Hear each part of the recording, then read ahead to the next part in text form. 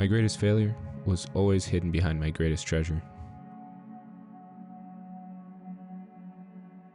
When we first met, I was scared of him.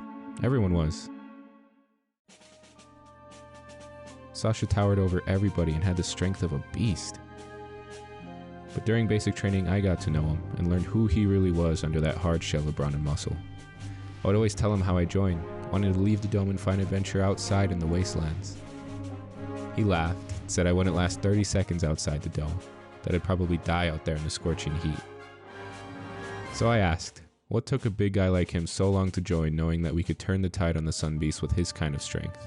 And I was expecting him to say something violent or provoking, but he softly turned and said that he was doing this to try and provide for his family.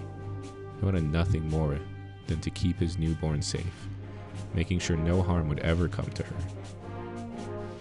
I sat back and thought about how selfish my goals were, but in that moment, I knew that we had just become friends.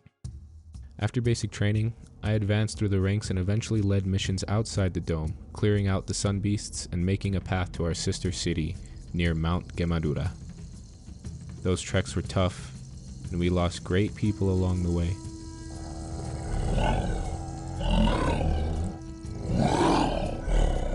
But I always had Sasha by my side.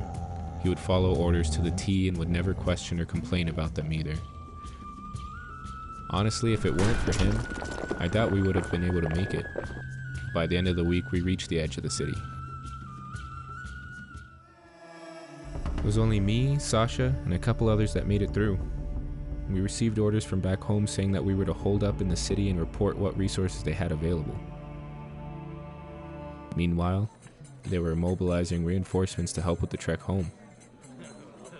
In the short time we were there, I spent as much time as I could exploring every inch of that city, meeting the people, trying the different foods, and seeing all of the magnificent views of the lush, crop-filled landscape.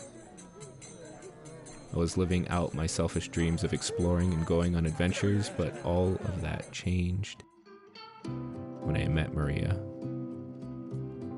When I met her, everything was starting to feel like it was falling into place in a way that it never had before.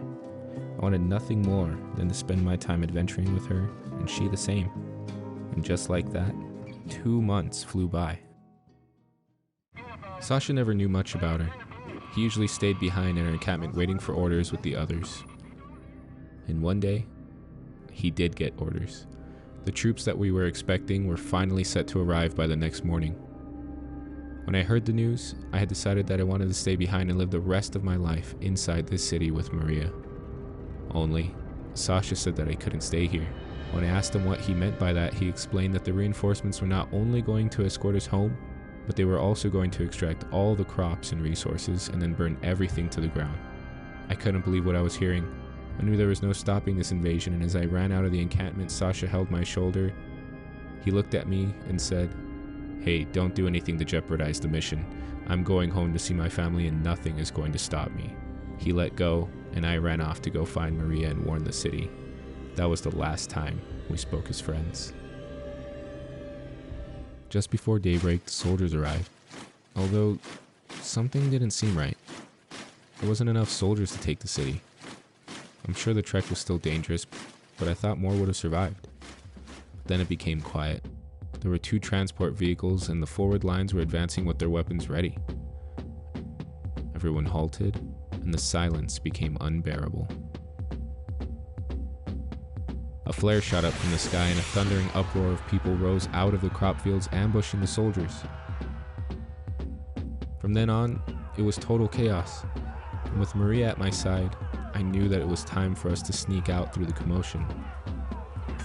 From the corner of my eye, all I could see and hear were blades clashing, warriors yelling, and the sounds of flames overtaking the croplands. It was awful, and all of a sudden I stopped in my tracks and witnessed the true savagery of humanity. The farmers of the city had largely outnumbered the soldiers. However, something awoke from a deep slumber inside the transports. A disgruntling guttural roar came from inside, and all of a sudden 4 sun beasts had come out of each transport. Those monsters tore up and devoured anything within their sights. Even the foolish soldiers who thought they could control such creatures. And just like that, The fighting had stopped, and everyone was running and hiding for their lives. Maria and I had made great strides to the doors of the city, only I heard someone yell out, "So that's why you did it. You caused all of this commotion and incited an insurrection, all for the sake of you living out your selfish dreams and running off with a girl you think you've known for the past 2 months. How could you betray us, your people, our home?" He looked at Maria and said, "Anyone who lives past today will retaliate. They're a threat to our city, our people, my daughter." He lunged forward and in the blink of an eye was tackled to the ground by one of the beasts. He kept crying out for anyone's help. He held the beast and looked at me for the first time with panic in his eyes.